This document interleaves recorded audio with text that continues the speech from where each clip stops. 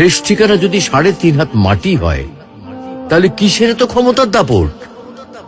ভোর 5টায় মৃত্যু, সকাল 6টায় জানিয়ে দেওয়া হবে মাইকে, 8টায় শেষ গোসল করানো হবে, 9টায় তোমাকে নতুন কাপড়ে সাজানো হবে, জোহরের নামাজের পরে তোমার আলিশান বাড়ি থেকে বের করে নিয়ে যাওয়া হবে, 2টায় তোমার জানাজার নামাজ পড়ানো হবে, 2:30টায় তোমাকে কবরে নামিয়ে ফেলা হবে।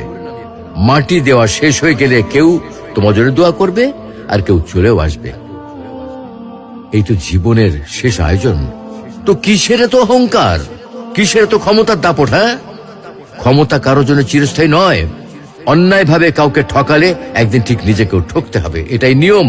হ্যাঁ, এটাই নিয়ম। ভোরের সূর্যোদয়ের আলোতে যে পৃথিবী আলোকিত হয়, সন্ধ্যার সূর্যাস্তে তা আবার হারিয়ে যেত দেখি। অসত্য দিয়ে সত্যকে কখনো ঢেকে রাখা যায় না।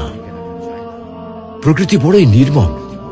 কবে, কখন, কোথায় কার উপর আঘাত হানে তা একমাত্র উপরওয়ালাই ভালো বলতে পারেন। অহংকার আর দাম্ভিকতা পতনের লক্ষণ। তাই অহংকারী না হয়ে সহনশীল হন। ক্ষণস্থায়ী এই দুনিয়ায় কেউ চিরস্থায়ী নয়। এজন্য ভুলে যেতে হবে সব রোগীর স্বপ্ন, ফিরে আসতে হবে রবের দিকে, কারণ শেষ ঠিকানা তো সেই 3.5 হাত মাটি।